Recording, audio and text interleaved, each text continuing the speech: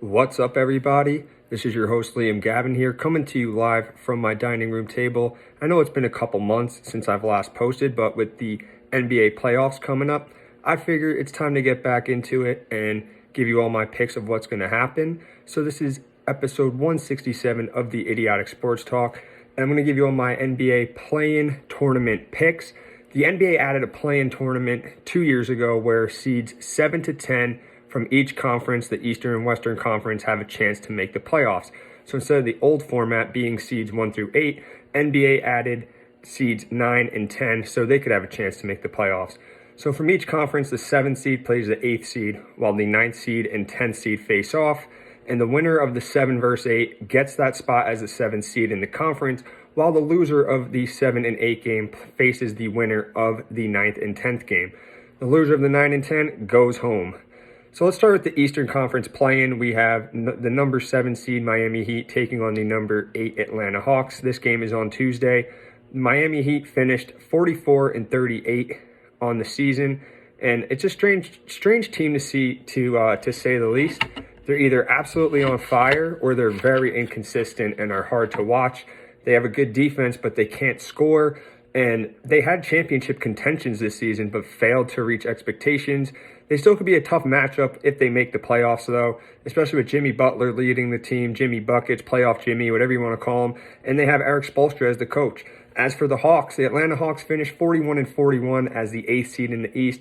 Another weird team that win a game, lose a game, win then lose, etc. It's like this team never had a solid winning streak, or nor did they had a bad losing streak. They're the definition of inconsistent, though, and they definitely didn't exceed expectations this season. They've had several problems, including firing their head coach, Nate McMillan, and hiring Jazz former head coach Quinn Snyder this past February. And this offseason, the Hawks traded 3 first-round picks to the San Antonio Spurs for their point guard, DeJounte Murray. And the Hawks traded for Murray to get Trae Young, their star player, some help. But the experiment has been a failure so far. They haven't really clicked. There hasn't really been a lot of chemistry.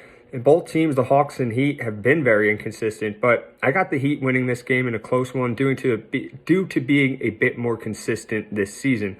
As for the 9 and 10 game, which is the Raptors taking on the Bulls, this game will be played Wednesday. 2 teams that have played poorly all season. 2 teams that have made the playoffs last season but got bounced out the first round. And let's start with the 9 seed in the East, the Toronto Raptors. They finished 41-41.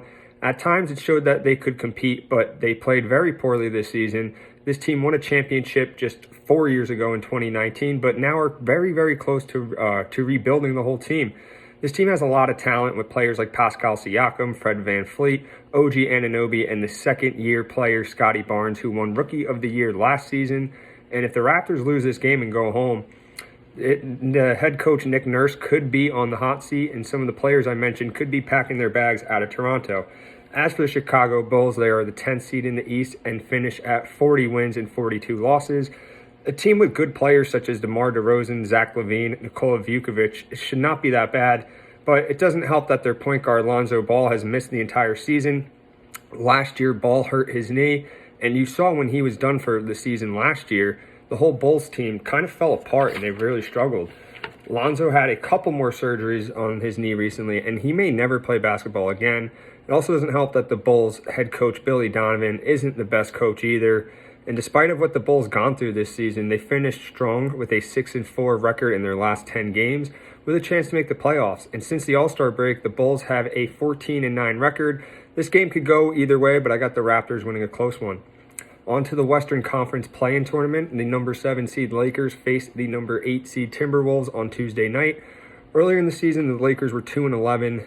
They were very, very bad. Now they are the 7th seed in the West with a record of 43 wins and 39 losses, and they are gone 16 and 7 since the All-Star break. In February, the Lakers traded away players like Russell Westbrook, Patrick Beverley, players that didn't really fit their system, to get players that did fit their system, such as D'Angelo Russell, Jared Vanderbilt, and Malik Beasley. The Lakers gave more minutes to second-year shooting guard Austin Reeves, who has been stepping up huge, getting a lot of 20-point games and giving him a boost.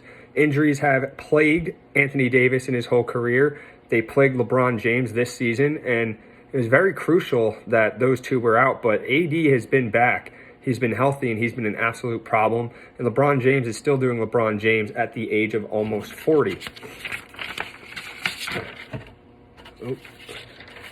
I don't really expect this Lakers team to have a huge playoff run, but they could certainly pull off an upset in the first round. And also, you can't count out a LeBron James-led team in the playoffs. As for the Minnesota Timberwolves, they finished 8th in the West with a 42-40 record. They've been all sorts of dysfunctional this season. This past offseason, the Wolves traded 5 players and 4 first-round picks to the Jazz for their former center, Rudy Gobert. Gobert in Minnesota has been a huge bust.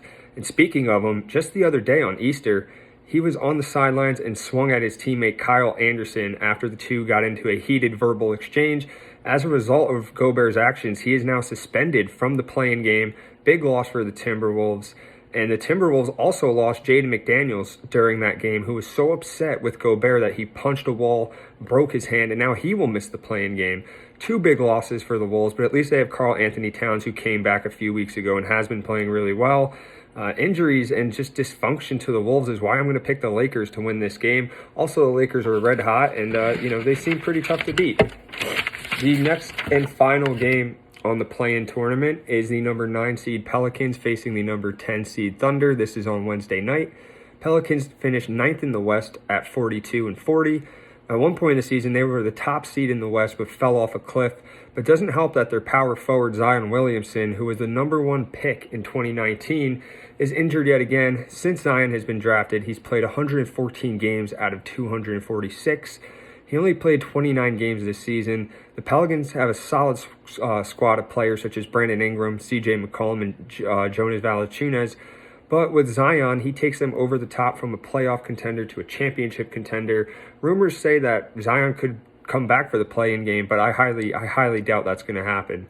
As for the Oklahoma City Thunder, they finished 40-42 as the 10th spot in the West. Although their record isn't pretty, they certainly exceeded expectations this season. I highly doubt any of us saw the Thunder winning 40 games this year. I know I didn't. I thought they'd win maybe 30 at most. And they have a roster of young and talented players led by the shooting guard Shai Gilgeous-Alexander, who's averaged 31 points per game and is a solid defender. They also have a second-year point guard, Josh Giddey, who is a stud and an absolute triple-double threat. And OKC, they're building for the future. They're definitely a team set up for within 5 years, but they have a chance to compete and make noise now, so they're not going to back down from this opportunity. And I think they get the job done versus the Pelicans. I think they get an upset in a very close game, and I could see this team even potentially getting that 8th seed in the West for a playoff spot. So that's it for my NBA play-in tournament picks. Make sure you follow me on my Instagram. Do what you can to like, share, and promote my page. Subscribe to my YouTube channel, and enjoy some NBA basketball. Thank you all. Have a good night.